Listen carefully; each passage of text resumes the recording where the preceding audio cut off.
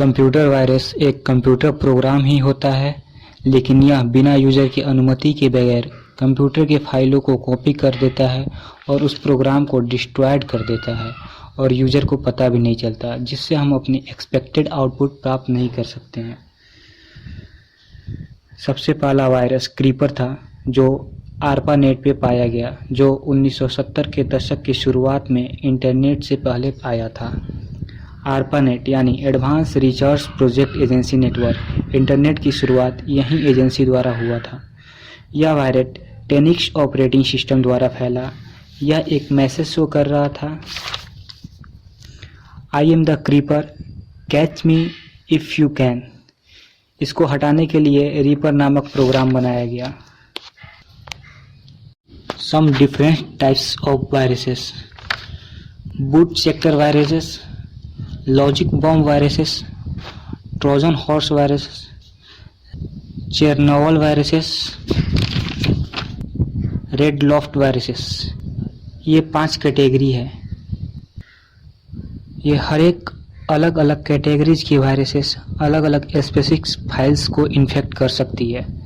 Number 1, boot sector viruses. जैसा कि नाम से ही पता चलता है कि ये हमारी हार्ड डिस्क का वह भाग होता है जहां पर हमारी ऑपरेटिंग सिस्टम की लोड करने के लिए इंस्ट्रक्शन पड़ी रहती है, और अगर यह इंस्ट्रक्शन खराब हो जाए या इसकी फंक्शन को डिस्ट्रॉयड कर दिया जाए तो हमारा कंप्यूटर कभी लोड नहीं ले सकता है।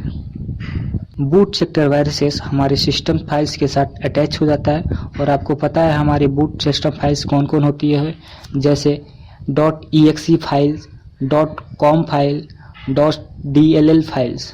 तो ये वह हमारी 3 तरह की फाइल हैं जो हमारे बूट सेक्टर वायरसेस की वजह से करप्ट हो जाती है, और इसके कारण हमारी सिस्टम बूट नहीं कर सकता। और जब इस तरह के वायरसेस किसी फाइल पे अटैक करती है तो उसकी डाटा को करप्ट कर देती है और हम अपनी एक्चुअल डाटा खो देते हैं। लॉजिक बॉम्ब वायरस, जैसा कि नाम से ही पता चलता है कि इसमें कोई ना कोई लॉजिक यानी कोई कंडीशन लगा होता है, और ये कंडीशन हमारे पास किसी टास्क का कंप्लीट होना, किसी टाइम का आना, किसी डेट का आना हो सकता है। जेन्युइनली हम जानते हैं कि प्रीवियसली विंडोज़ का एक वर्जन आया था जिसके बारे में यह बताया जा रहा था कि 26 अप्रैल को रात में यह ऑटोमेटिकली हमारी विंडोज़ करप्ट हो जाती हैं अगर हम अपनी कंप्यूटर को ओपन किए तो, जिसका मतलब कि किसी स्पेसिफिक कंडीशन में ये वायरस एक्टिव होता है और हमारे डाटा को करप्ट कर देता है, जिससे हम अपनी डाटा को एक्सेस नहीं कर सकते हैं। Trojan horse viruses. Trojan horse viruses ऐसा वायरसेस होता है जो कि हमारी कंप्यूटर प्रोग्राम का ही पार्ट होता है, यानी जब प्रोग्राम को डेवलप किया जाता है तो इसी के पार्ट्स में इस वायरसेस को लगा दिया जाता है, और जब हम इस प्रोग्राम को रन करते हैं तो यह वायरस एक्टिव हो जाता है।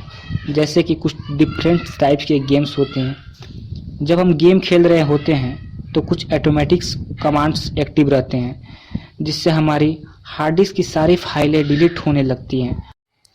Red loft viruses. यह वायरस एक पॉलीमॉर्फिक वायरस होता है। इसे VB स्क्रिप्ट लैंग्वेज में लिखा जाता है। इसमें जब इंस्ट्रक्शन को कोड लिखा जाता है तो प्रोग्राम में इसे एम्बेड कर दिया जाता है। यह वायरसेस आने की वजह से हमारे विंडो के डेस्कटॉप पे जो आइकॉन होती हैं जिन्हें हम क्लिक करते हैं तो वह फाइल प्रॉपरली ओपन नहीं होती है, और उसके बाद एक फ़ोल्डर क्रिएट हो जाता है, और अगर फोल्डर को क्लिक करते हैं तो सेम नेम के एक सब फोल्डर क्रिएट हो जाता है। और ऐसे ही हमारे डेस्कटॉप पे जितने भी फोल्डर अवेलेबल होते हैं सब में यही प्रोसेस दोहराने लगता है। और जैसे हम जानते हैं कि रेड लॉफ्ट वायरस ये सेम टाइप्स के पीस के कोड को लगातार जनरेट करता रहता है। Chernobyl viruses. It deletes all Microsoft office files. हम जानते हैं कि ऑफिस में सबसे ज़्यादा यूज होने वाला सॉफ्टवेयर MS ऑफिस है। अगर किसी को टाइपिंग का कोई काम, स्लाइड बनाना, प्रेजेंटेशन बनाना, एक्सेल की कैलकुलेशन का काम करना होता है तो हम माइक्रोसॉफ्ट ऑफिस का यूज करते हैं।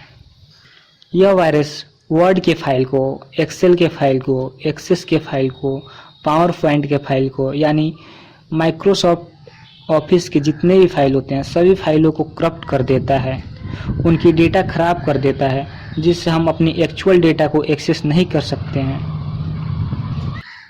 यह वायरसेस का दूसरा काम यह होता है कि यानी जब हम अपने हार्ड डिस्क को अपने कंप्यूटर से कनेक्ट करते हैं तो उसका पार्टीशन किए रहते हैं, जैसा कि local disk C partition, local disk D partition, local disk F partition इत्यादि।